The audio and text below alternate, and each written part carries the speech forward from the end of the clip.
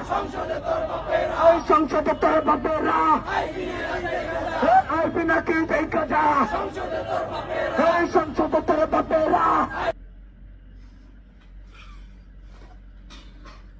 I Ilias দেখা যা, I Pinaki দেখা যা, কি দেখার জন্য ডাক দিছে? সংসদে তোর বাপেরা।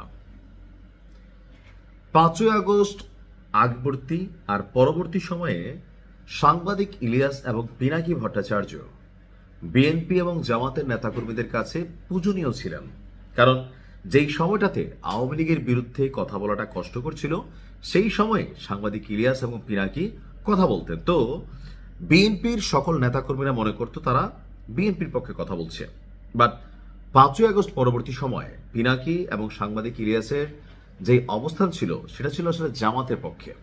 এমনকি স্বাধীনতা ইস্যুতে সাংবাদিক ইলিয়াস যে বক্তব্য দিয়েছেন, অধ্যত্বপূর্ণ অনেক বক্তব্য দিয়েছেন, পিনাকিও দিয়েছেন, তবে ইলিয়াসের বক্তব্যগুলো একটু বেশি কি বলে যে শক্তিশালী বক্তব্য ছিল। এমনকি আমরা যাদের মিছিল শুনলাম তারা হচ্ছে নূর বাহিনী।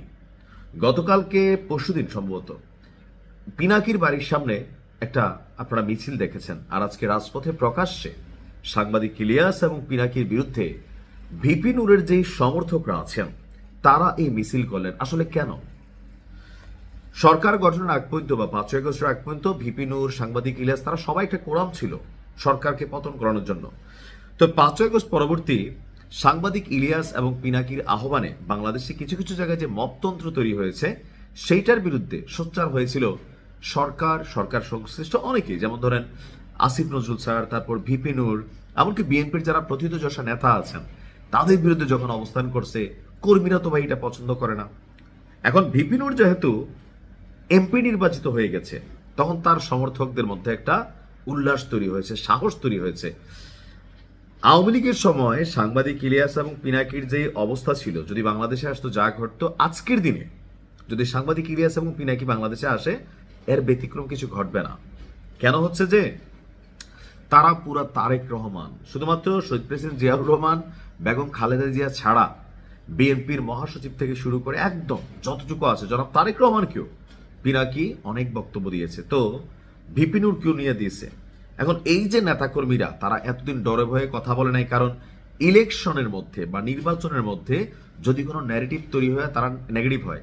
তবে ভিপি নূর মাঝে মাঝে বক্তব্য দিছে, তার এই বক্তব্যগুলা জনগণের একাংশ পছন্দ করছে, না হলে তো ভিপি নূরকে ভোট দেয় নাই। তবে এই ক্ষেত্রে বিএনপির একটা ইলেকশন ইঞ্জিনিয়ারিং ছিল, কোনটা যে ভিপি নূর যে আসনে দাঁড়িয়েছে তাকে যে মাঠটাতে দিছে সেখানে নূরের পক্ষে কাজ যদি না করে সেজন্য কয়েকজন নেতাকর্মীকে কিন্তু ভয় দেখাইয়া বহিষ্কার করা হয়েছিল, যেন বাকিরা তালের মতন সোজা হয়ে যায়।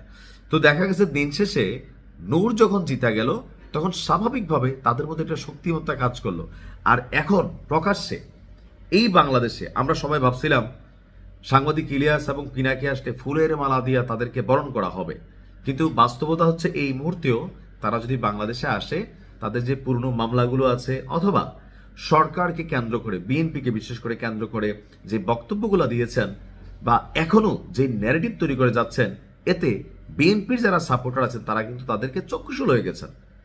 মানে স্বাভাবিকভাবে বাংলাদেশের মানুষের কাছে বাপের চেয়ে নেতা বড়, নেতার চেয়ে দল বড়।